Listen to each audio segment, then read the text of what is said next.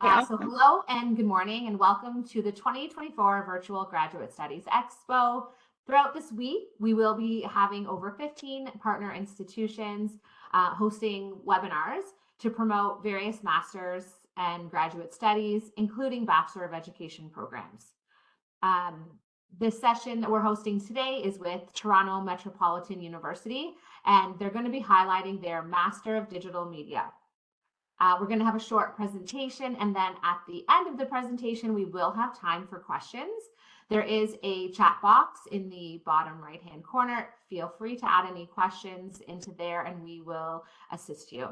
I will pass it over to my colleague, Emily from TMU. Awesome. Thank you so much, Jennifer. Happy to be here discussing the Master of Digital Media program at Toronto Metropolitan University. The Master of Digital Media program, also known as MDM, is a 12-month master's degree program that has a very practical approach. So I'll be getting into that. So the MDM program is a very transdisciplinary program that you can complete in one calendar year and receive a master's degree. I sort of like to describe the program as choose your own adventure, very customizable, probably one of the most customizable master's degrees you'll ever find.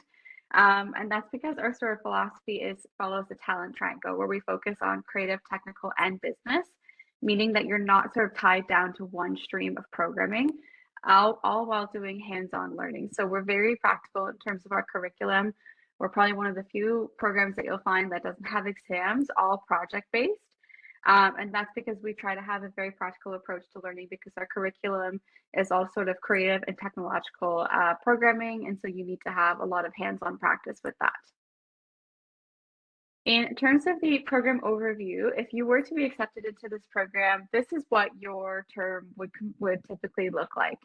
Every student has a mix of required and electives courses to take.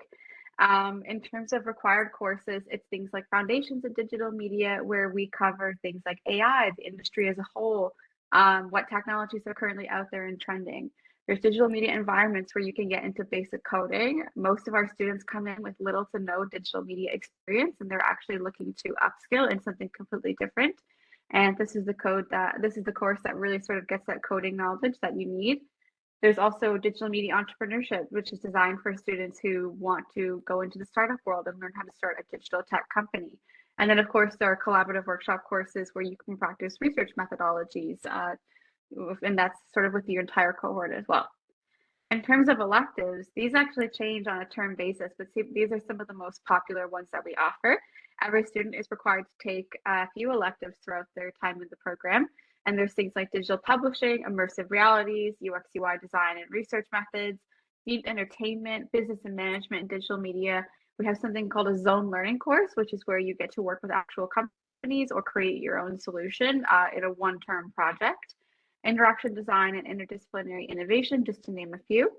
And then, of course, there's also the MRP, which is sort of another name for a thesis. We call it a major research paper or a major research project, but the blanket term is a thesis. In terms of houring for the program, each course is about 3 hours of learning and about 2 to 3 hours of homework per class, which totals to about 5 hours weekly per course. In each term, you have about 20 hours of classwork and homework, plus thesis work. So we hear from students that they're typically spending about 30 hours per week on course-related items.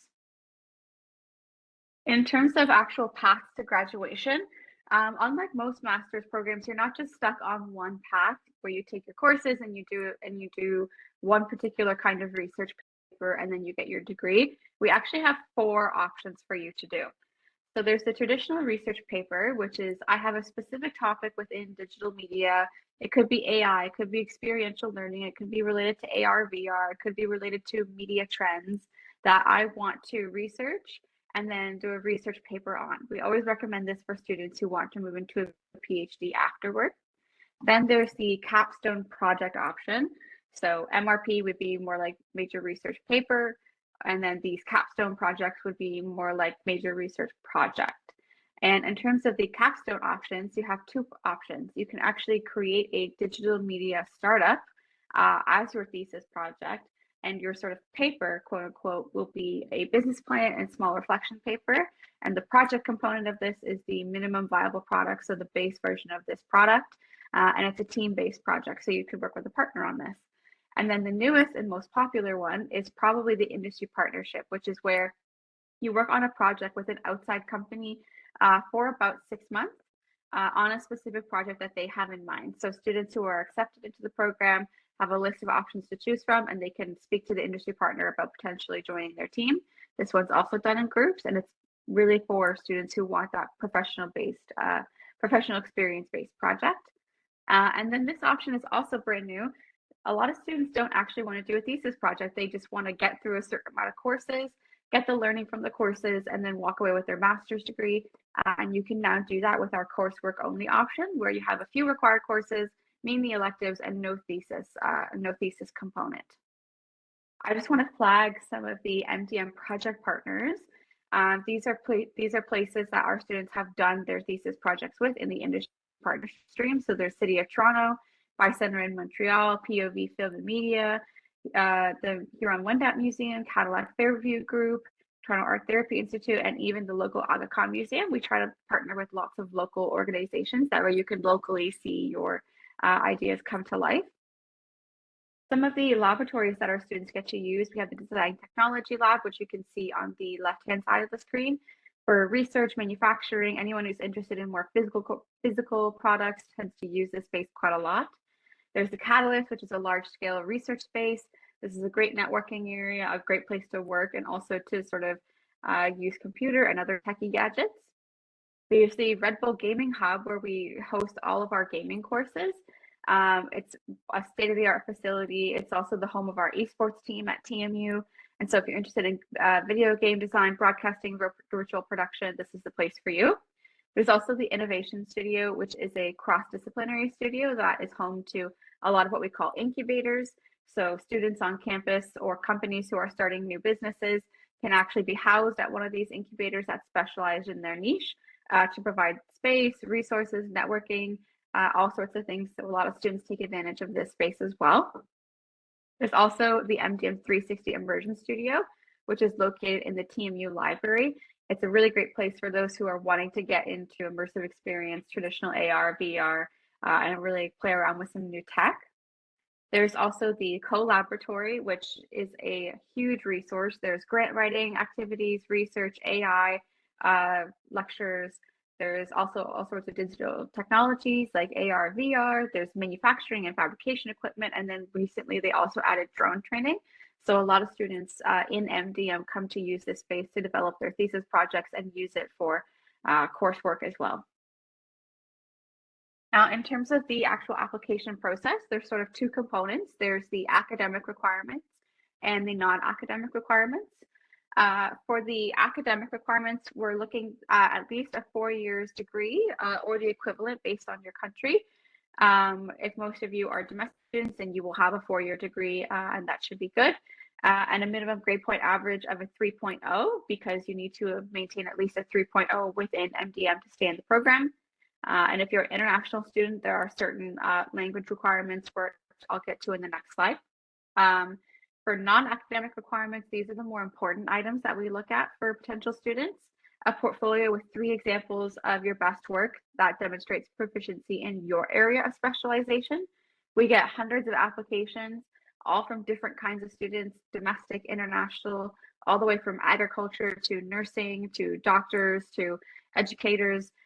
So we say for the portfolio, just your 3 best examples of what your work is, because we look at the potential, not just what is already there. Reference letters, it depends on when you graduated, but we recommend at least 1 academic letter and 1 professional letter, but you'll need 2 at a minimum. You'll submit a resume and a statement of interest. For the statement of interest, if I could give you 1 tip, it's address the question, why do I want to be in this program? What am I hoping to gain out of it? That is something that a lot of people actually surprisingly miss. So I would definitely encourage you to think long and hard about that question before you write up a statement of interest.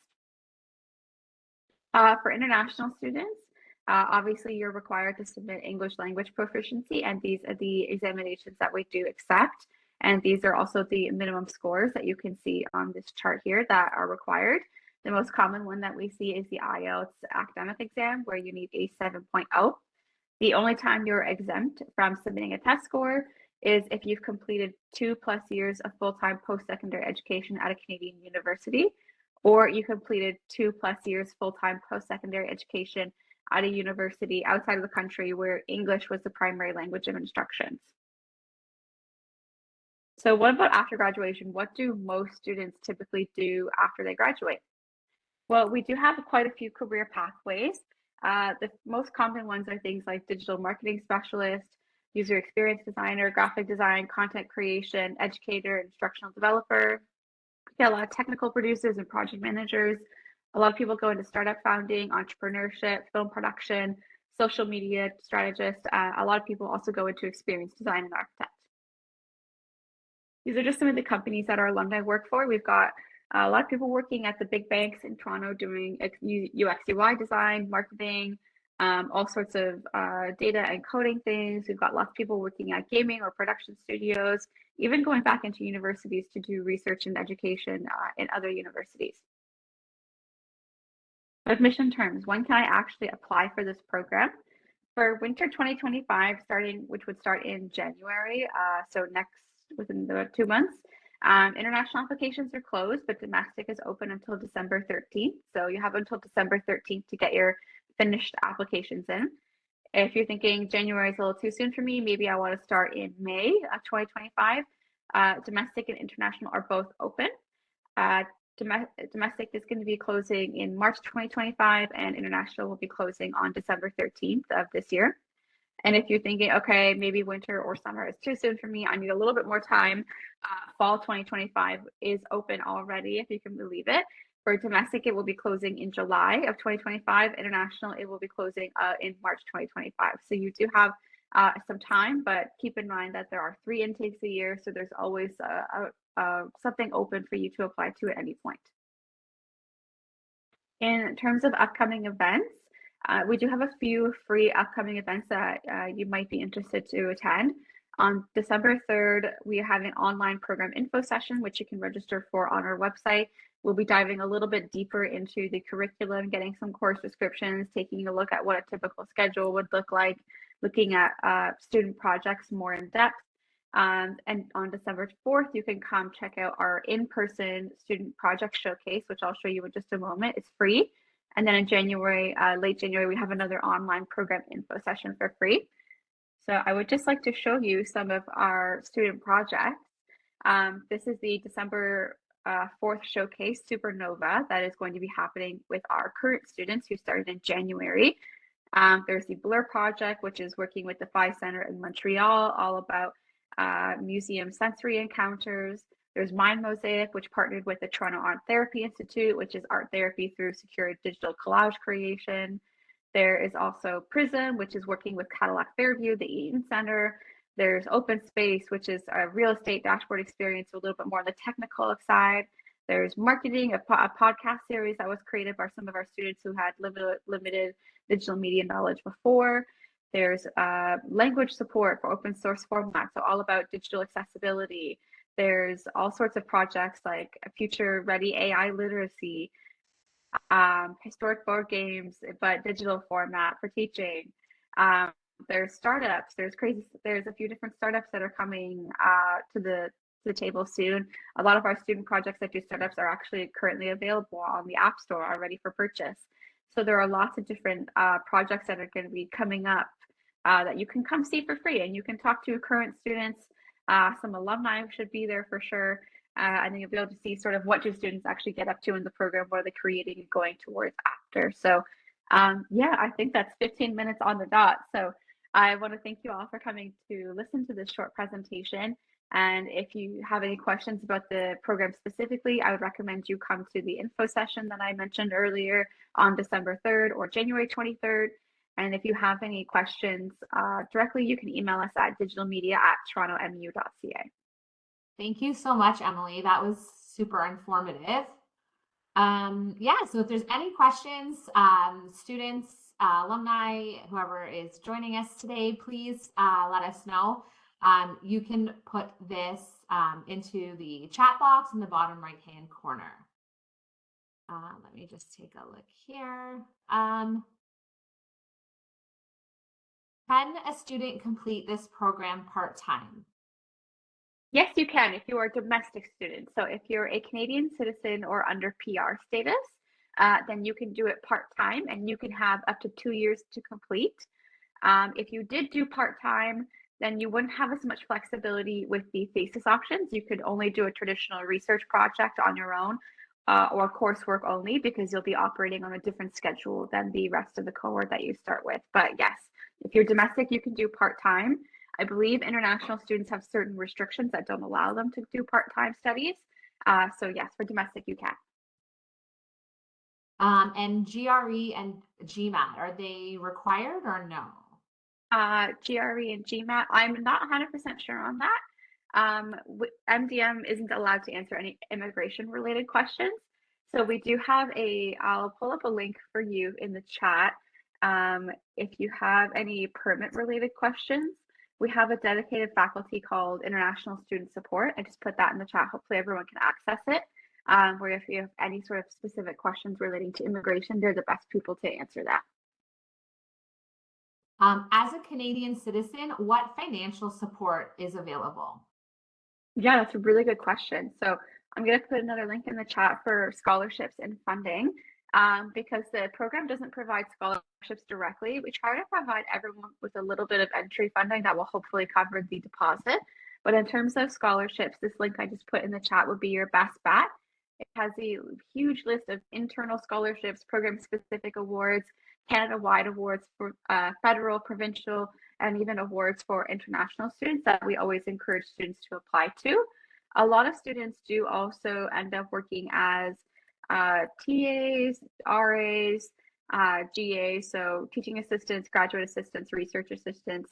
I always recommend students to check out the Career Co-op and Student Success Office, which has things like Career Boost, which is working on campus jobs, and has it has the list of all of the TMU available jobs as well. Thank you. There's another question. I'm not sure if this is the right question for you, but if we want to reach certain prerequisites, what exams would you suggest for international students? I can't take AP exams anymore as an adult.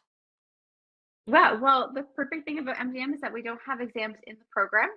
So that won't be a concern for anyone who's nervous about taking exams. The entire program is project-based, meaning it's work-based. So there's no exams. There might be one small test in your coding class, or there might be one essay in a foundational class. But in terms of actual exams, there's nothing in the program. And there's no sort of preferred background degree, or there's no entry exam, if that's what you're referring to. There's no sort of test that you need to do before you apply. I would recommend you take a look at the admission requirements page. I'll grab the link for you on our website and take a look at what is actually required to apply. You just need the portfolio statement of interest and letters of reference really to submit an application. There's no entry exam or anything that you need to do in order to apply. Thank you, Emily. Okay, I'm not seeing any more questions come in. We'll just give it another minute or so. So if you have any questions or thesis option of data science needs choosing 2 professors prior to apply, but no professors from this department available. Xiaoming, are you talking about the Master of Digital Media? If not, you can get in touch with us and we'll pass on the information for you. Yeah, so this session is only for the Master of Digital Media. For other graduate programs at TMU, I have a link here. It's in the chat, but it's gone down a little bit. I'm gonna cut and paste it for you. Here, I managed to find the link for the data science masters. Oh, perfect. So I would check out them, and if you have any specific questions for the data science, I would directly contact them. Thank you.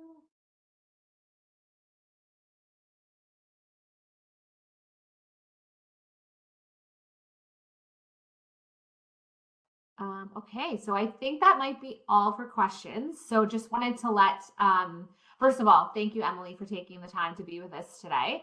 And also to let students know that if going forward, if you require any support or have any questions about moving on to grad studies, or you need a contact or application questions, any of that, you can always get in touch with us at Academic Pathways, and we can always connect you with the right people at any of the institutions that you may be looking at. Our email address is in the chat as well, so you can reach out to us if you have any questions after today, or like I said, if you need any support with the application. So with that, I think we will end our session. So thanks everyone for joining, and I hope everyone has a great day. Thank you, everybody.